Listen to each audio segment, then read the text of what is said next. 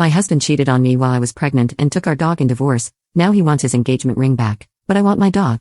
My husband, let's call him David, 38M, and I, 29F, are divorcing after 6 years.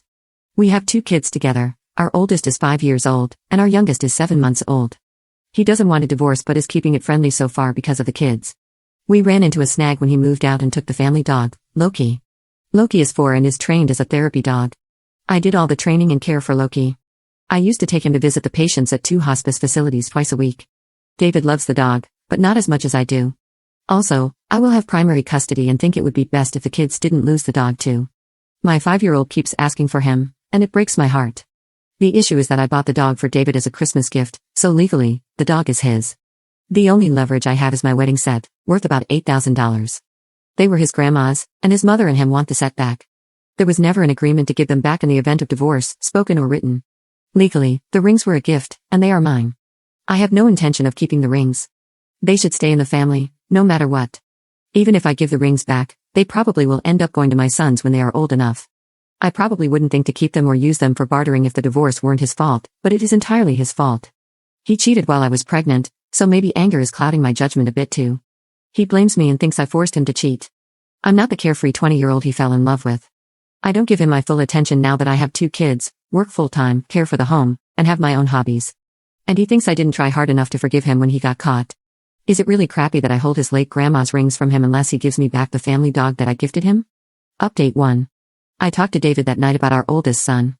Our son has been asking for his daddy and Loki since he moved out 3 months ago.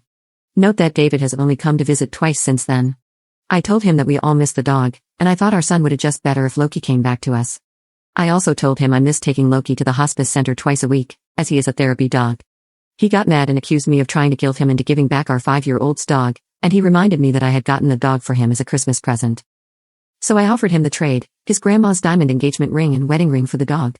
He refused and accused me of holding his late grandmother's rings for ransom, saying I wanted to take everything from him, blah blah blah. Yesterday, his mother came to visit my kids. Note that we have a very good relationship with each other. She's a lovely woman in a tough position. She's mad at David for cheating on me while pregnant and destroying our marriage, but she has to take his side.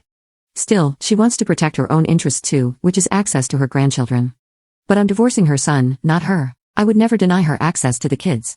We had a lovely visit, and I asked her to talk to her son about giving Loki back.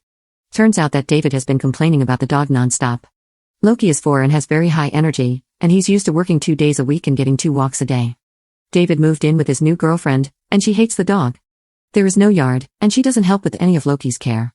She agreed that Loki belonged with me and her grandsons, but was hesitant to get involved because David loves Loki too, and technically, the dog was a gift to him. I told her just because something was a gift, didn't always mean the receiver should keep it. With that, I pulled off my wedding set, which is her mother's, and gave them back to her. She was teary and grateful and said she couldn't promise anything. I told her I would just appreciate her speaking to David about it. It was a gamble on my part, but she's always done right by me. And divorcing a mama's boy does have some advantages. Edit.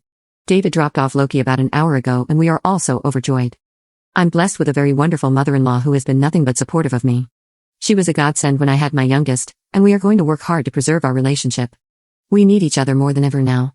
I already called her crying, thanking her for standing up to her son.